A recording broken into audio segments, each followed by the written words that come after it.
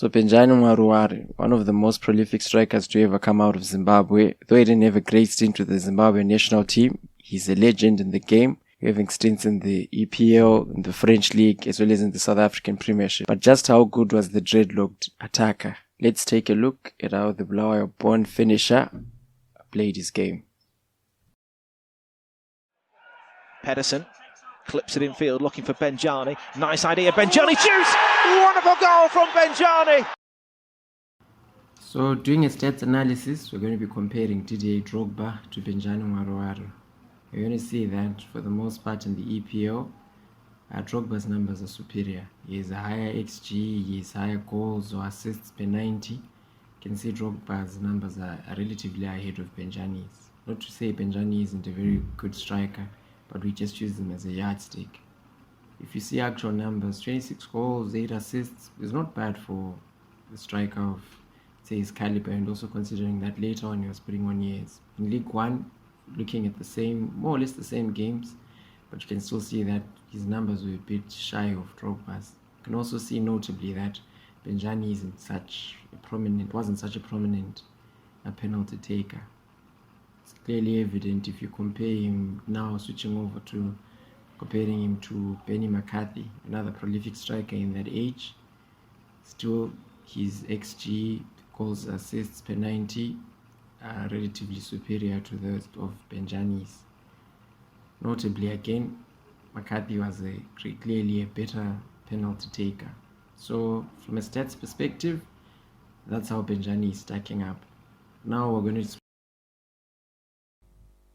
So predominantly you're going to find Benjani is going to be a right foot short striker person, and there you see he's a very physical player. Depends on the turn, shielding the ball and making a finish. Another thing to note, like I've seen in most of this footage, is Benjani would prefer to be closing down the distance between himself and the goal. You're going to find that close to, let's say 70-80% of his finishes are inside the box. He's going to be trying to make the run in there, either on the left side, on the right, or even coming in a bit more centrally. But the key thing is in the final third, he's pushing up and trying to find his place in the what? He's going to be trying to find his place in the penalty area. He's got a relatively powerful shot for a big man, and I'd say his finishes, for the most part when he was playing, were going to be power finishes. He was going to, of course, pick a spot where he's going to be placing the ball, but you're also going to see a lot of power in the strikes. What I've been talking about, you see him there, he didn't go first time, pits the goalkeeper, pits down on goal and makes the finish. Still not a tap-in, powerful shot. There again, one of the few rare times you see him trying to make a shot just outside the 18 area there. He doesn't usually try hit pelters from anywhere beyond that point. So guys, do subscribe to the channel if you like the video. If not, hopefully you like the next one. Now back to the analysis. Yeah, I think another key component I'm going to be taking a look at is Benjani's sheer number 9 intelligence. He had great positional awareness. If you're going to be looking at these clips, you could be able to run off the ball there in those half spaces, in the final third, have those immaculate finishes. There you see him also being able to pick out space and sneak in behind the defense. He'd be able to punish that form of lackluster defending or lack of positional awareness from defenders. You also see him being able to have that striker's intelligence, that ability to come up and follow up and finish second balls, or just the ability to run off the defense, that ability to just be a nuisance, draw markers, or you see that little nice 1-2 combination by just him finding space, staying on side, knowing where the defender is, that little 1-2 dribble finish. I actually think in terms of positional awareness, he ranked up there when you compare him to the likes of Didier Drogba. He knew where to be, he knew where to combine, time his run. There you see him. He had a presence. I believe before the likes of Sergio Aguero leading the Man City attack, Benjani was the thing. I actually think he just had the misfortune of injuries, but if he didn't have, he would have actually lasted a long time and been right up there even with the coaching like from the likes of Mancini, he would really have been something. There you see him running off Petrov, finishing. Signature move, like you saw in the combination before, he was able to find that space. Just that, even here you see him beating the offside, not interfering with play, letting Petrov go through. He just had that footballer's instinct, that striker's instinct, that number 9's instinct, that natural ability to know where to be. Sometimes you'd actually see that it'd be unfortunate that he didn't be picked on time, like you saw in that clip there. But it's time at Man City and Pompey, Benjani was a real revelation. For the most part, when you have the mobile midfield, I think he was more of the striker we were going to be finding in the penalty box in the final third. Especially as he aged, he wasn't really being one of those strikers you depend on to press heavily, but he'd be the guy you'd find in the box and contributing to making things happen. If there's any drawback in his later days, I believe he would have done himself a favor if he played in a team with a more gifted midfield, or a more mobile and hardworking workhorse midfield, so to speak. So next, we're going to be taking a look at his assist game. So relatively compared to Prime Drogba's numbers, Benjani's numbers are relatively low across League 1 and the Premier League itself. But still, when you compare him maybe to a closer caliber striker like McCarthy, you're going to see that he does do a decent job.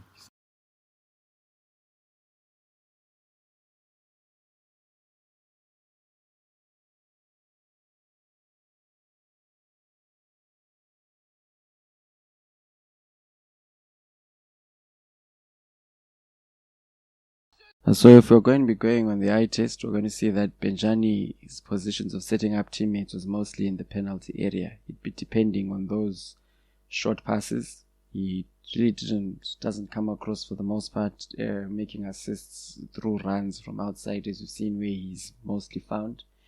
He's going to be setting up teammates with those short passes, and I think his numbers would have been better. Like you saw them better in the French league or at Pompey or the national team. It wasn't really that much because maybe of the quality of the finishing. But in his times at City, you'd see little moments of magic like that one combining with Petrov, or when he was still in League 1 combining with the likes of Gebro Cisse, or he doesn't come off as a selfish striker, and for the most part he'd be trying to set up teammates.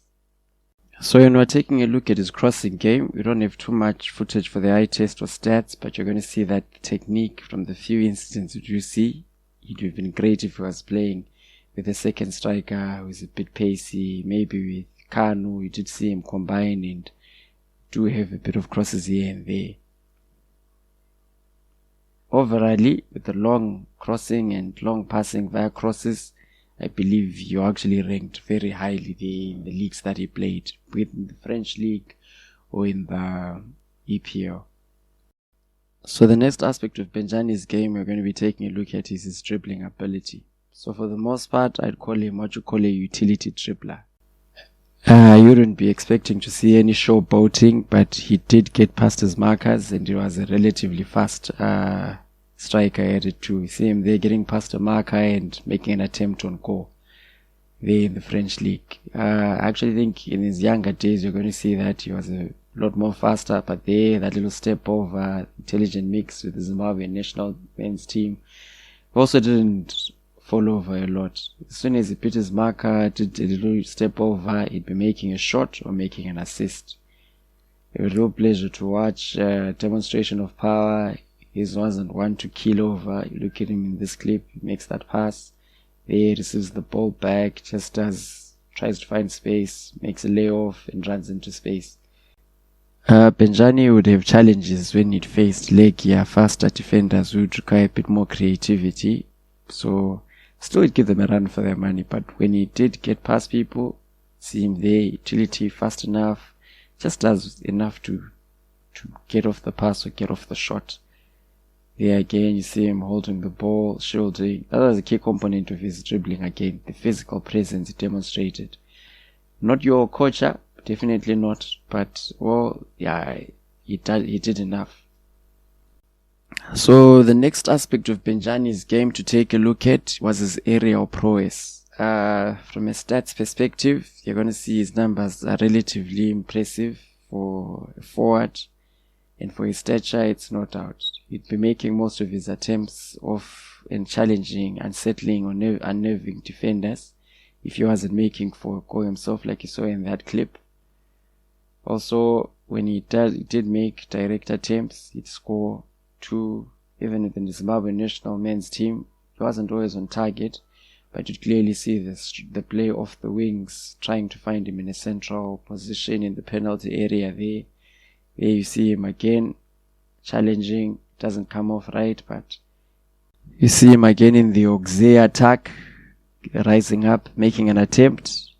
There with Pompey, this time it does come off right. His technique, Jack 9's physical presence, is your traditional number 9 who's going to be making that conversion for you and coming through on a good day.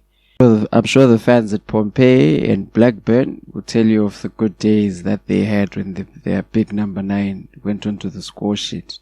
Even in Oxley, see him there, intelligence, pairing up with a teammate, being marked for a header, rising up, technique, physical presence, check 9. Doesn't come out right there, but you can clearly see what was intended. So even in open play, you'd see Benjani try make use of his aerial prowess there. He does consider foul there. You see him try make a layoff and still progress the attack. In open play, see Man City, he makes contributions, unsettling the defenders and creating goal scoring opportunities or progressing the ball. Awkward bounce for Rigger. It's fallen for Tevez. There again you see him. He challenges the defender and then they regain possession of that effort. Here in the next clip, he's more of a target for conversion, but Liverpool's backline with the likes of Happier was a bit too solid. He lost out. But clearly, you can see that he's not one who's afraid to put his head where it hurts, and sometimes he comes off the winner to the benefit of his. I think the next aspect of Benjani's game we're going to be taking a look at his ability to shield the ball. He put himself between the defender and the ball, either in an assisting role, like you see in that clip, or even if it was for him making his own space and pulling a shot. He used his physical presence to create advantage as well as his pace. He scored a number of goals using that aspect of his game. And the other thing is, if a defender were to come off and use excessive force, they'd be at the risk of a penalty.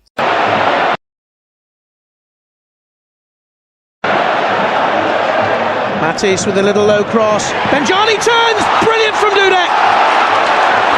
Loads of power, but somehow Dudek, very, very quick reflexes, gets his hand across, a good strong hand again. Good work by Benjani, thinks he's done enough, but not with Dudek.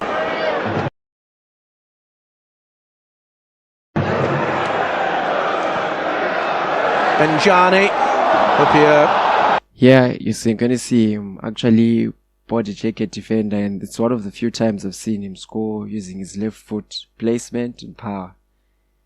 There you see him, physical strength again. This time goes back to the trusty right foot. Now we're going to take a look at the next strength that Benjani had. Being a dedicated number 9 upfield, we're going to find that there's a lot of times where he'd have to be pressing the midfield, just dropping a bit right there into the middle third, or just running onto balls that have been knocked through as long balls and trying to make sure that the defense doesn't really have an incentive to keep a high line. Especially in his days at Oxley, you're going to find him employed in this role a lot, and with youth on his side, he was doing a lot of running, doing a lot of pressing. You're going to see that this aspect of his game, though, it did suffer as he aged a bit, like in his later days at Sunderland. You're not going to be seeing him like he's doing in these clips where he's with the attack and he's still able to be running on those balls when they are in possession and making those offensive defense drawing runs, whether on the half spaces or right through the center, and forcing decisions like you see there. Yeah, that did wane as he aged.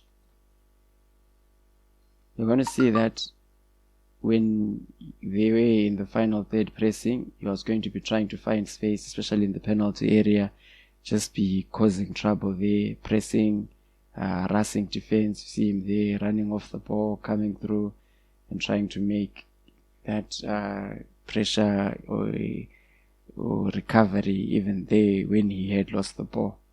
I want to see that he was harassing the likes of Happy a lot. Especially I like this game where they played Liverpool, where he really was a handful for the defense, though you'd see that due to experience, Happy did seem to have him pocketed a lot more, making the right decisions, or just having that leg in ahead of him.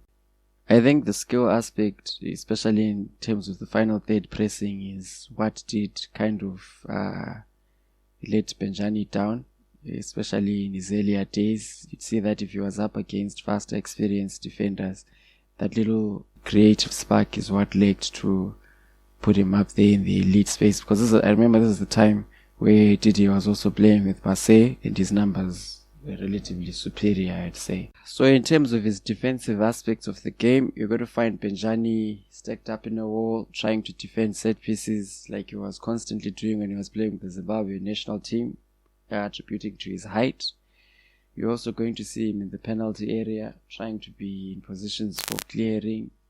That was the days when you find him in Sunderland, or throughout all the teams he played, trying to build on his height. So again, his other defensive set of skills are going to be interceptions and tackles. He really wasn't afraid to go in and make those challenges or make those little interceptions, as you see in that clip. As he lagged a lot up front, trying to look for those little loose passes, you'd see him also try and participate and make those attempts. See him there, go in for a tackle, recover the ball.